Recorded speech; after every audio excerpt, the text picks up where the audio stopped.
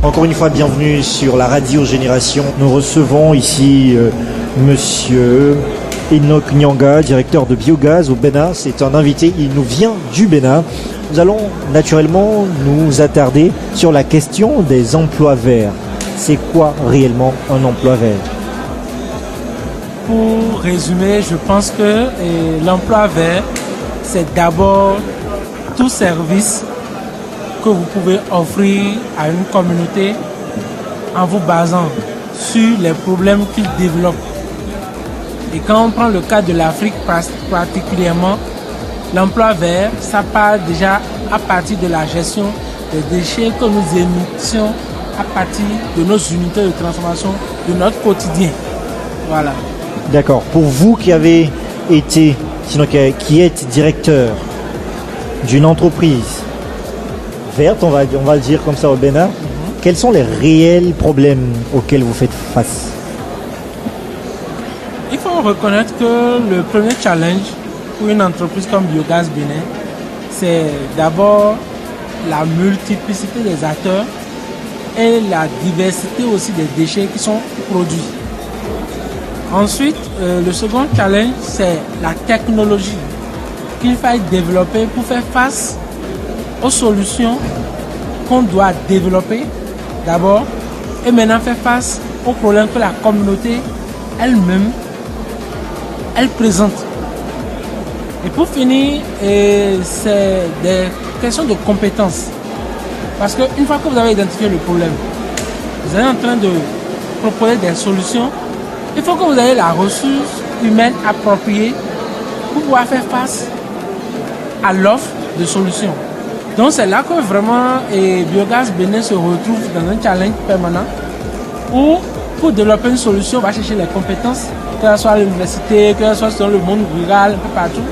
Et maintenant, pour pouvoir l'implémenter et avoir un cachet scientifique crédible, non seulement on sollicite les universités, mais on prend aussi les ingénieurs, les jeunes qui sortent de ces universités pour pouvoir apporter cette solution aux communautés. Et c'est dans la mise en application de cette solution que maintenant on se retrouve face à la mobilisation de la ressource humaine locale. C'est-à-dire que les artisans, les ouvriers, ainsi de suite.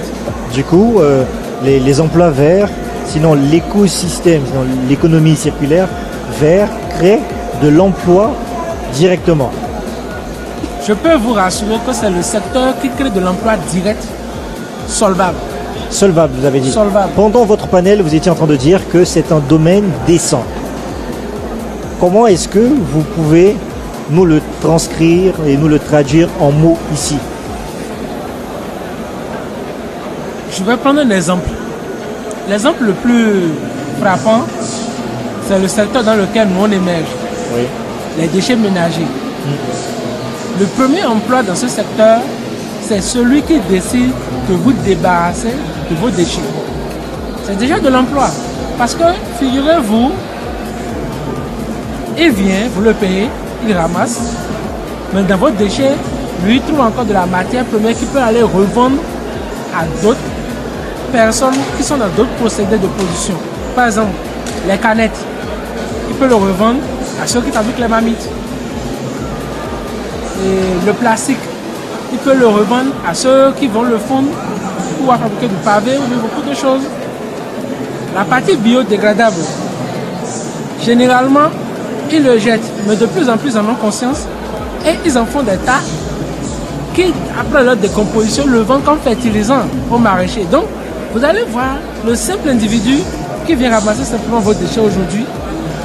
Mais ce qui fait de vos déchets, généralement, vous ne le savez pas. Vous le payez pour l'enlever, mais lui, il multiplie par 4-5 fois les sous primaires que vous lui avez donnés pour pouvoir offrir des solutions à la communauté. Donc, c'est tout là le sens d'abord de l'emploi décent.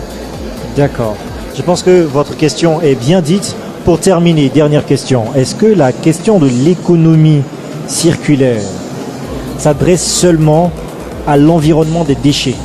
Est-ce que l'économie circulaire par des emplois verts peut atteindre d'autres domaines que celle de l'environnement, passant par les déchets et autres? A fortiori, l'économie circulaire, s'impose dans tout procédé où on a des rebuts. Donc d'une manière ou d'une autre, le mot déchet revient. Parce que si vous n'avez pas émis, si vous n'avez pas jeté, vous n'allez pas le transformer, vous n'allez pas le recycler. Par exemple, quand on prend les gaz de pot d'échappement, aujourd'hui, il y a des procédés qui, naturels, permettent de les capter et de produire de l'énergie avec.